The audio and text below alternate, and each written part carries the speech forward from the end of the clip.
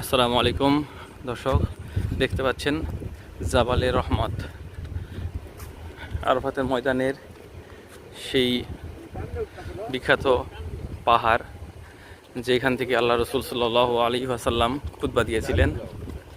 সামনে যেই স্তম্ভটা দেখতে পাচ্ছেন, এই স্তম্ভের এখানে দাঁড়ায় আল্লাহ রসুল খুতবা দিয়েছিলেন।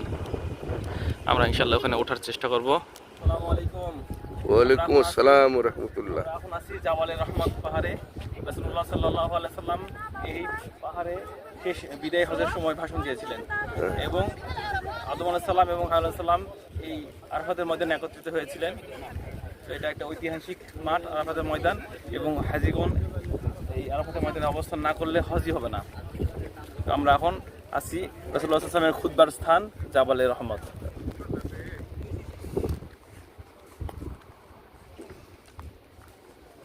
পাহাড়টিকে ঘিরে দেওয়া হয়েছে। এখন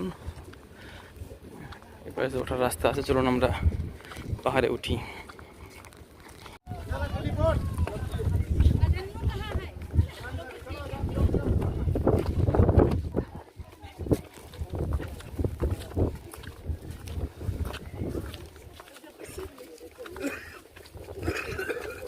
না, উপরে উপরে উঠবো, চলেন।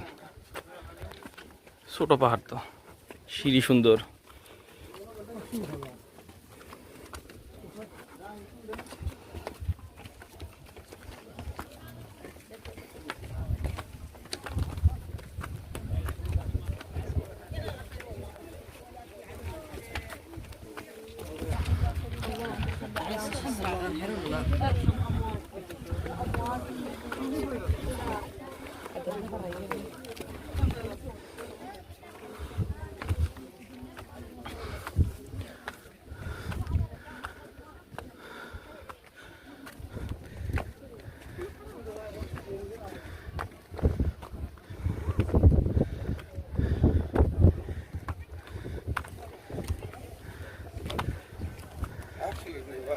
হ্যাঁ, এইটুকু উঠতে হাসা যাচ্ছে, চিন্তা করেন। তো সিঁড়ি আছে, সিঁড়ি না থাকলে কি হইতো।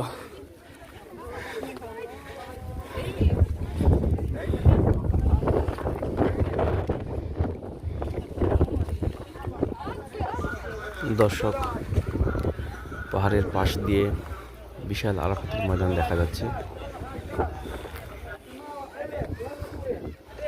আসলে আরাফাতের ময়দান একটা বিশাল ময়দান, আর জাবালে রহমত হচ্ছে তার মধ্যমণি।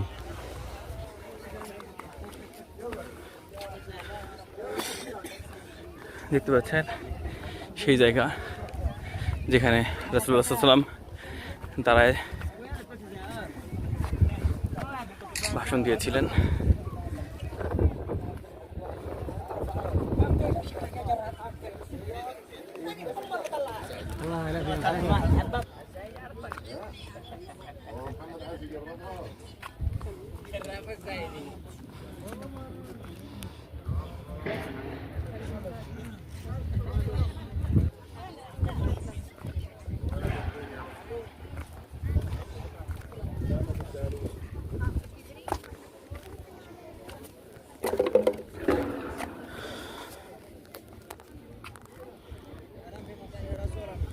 জাবালে রহমত। হয়তো ভিডিওটা একটু বড় হচ্ছে, কিন্তু আমি চাচ্ছিলাম যে প্রতিটা পাথরের ছবি উঠাবো, একটা স্মৃতি হিসাবে থেকে যাবে।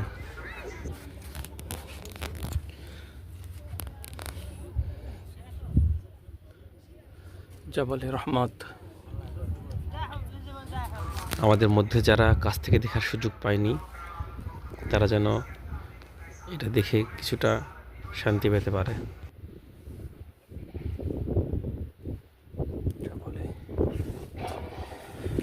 এখানে আরাফাতের দিনে হাজিগণ অবস্থান করেন, যেহেতু আল্লাহ রাসূল সাল্লাল্লাহু আলাইহি সাল্লাম এখানে থেকে ভাষণ দিয়েছেন। একজন মুরব্বী, বাংলাদেশি মুরব্বী নামাজ পড়তেছে।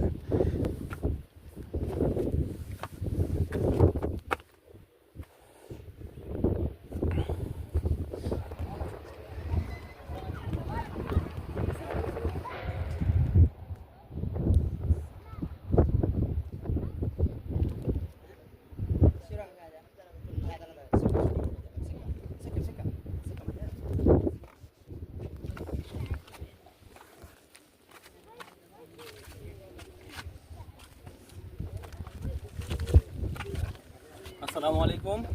দেখতে পাচ্ছেন জাবালে রহমত আরাফাতের ময়দান।